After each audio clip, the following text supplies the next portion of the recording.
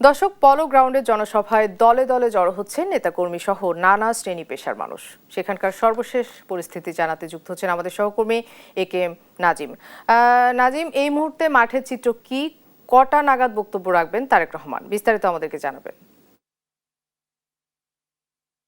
চট্টগ্রামে তারেক রহমান সমাবেশ জনসমুদ্রে পরিণত হয়েছে, কারণ সকাল থেকে সমাবেশস্থল যে ভোরের আলোচনার সাথে সাথে নেতাকর্মীদের ঢল সেটি কিন্তু বাড়ছে। এখন দিনের বেলা 12টা বাজলে কিন্তু নেতাকর্মীদের যে স্রোত সেটি কিন্তু প্লেগ্রাউন্ড মাঠেই চলছে। মাঠ হয়ে সড়ক পার হয়ে নগর টাইগার বাস, CRB, কাজীর দেউরি, আপনার মুরাদপুর 2 নম্বর এইসব এলাকায় কিন্তু নেতাকর্মীদের যে ঢল সেটি কিন্তু চোখে পড়ার মতো। কারণ এখানে শুধু চট্টগ্রাম নগরীর আশপাশের উপজেলাগুলো নয়, বান্দরবান, খাগড়াছড়ি, রাঙ্গামাটি এইসব পার্বত্য এলাকা থেকেও কিন্তু নেতাকর্মীরা এখানে এসেছেন। এখানে নেতাকর্মীদের যে ঢল সেটি আসলে চোখে পড়ার মতো।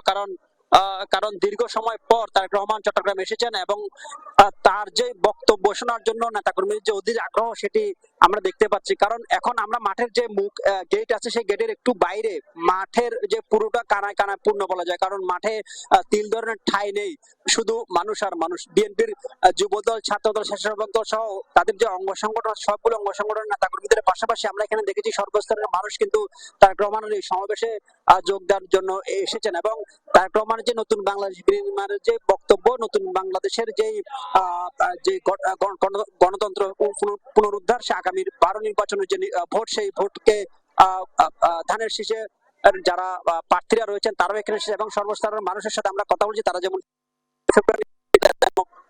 ধানের শীষের জয় হয় এবং নতুন বাংলাদেশে তারেক রহমানের যে বক্তব্য সেটি শোনার জন্য কিন্তু অধীর আগ্রহে কিন্তু এখানকার যারা নেতাকর্মী রয়েছেন তারা কিন্তু অধীর আগ্রহের অপেক্ষা করছেন।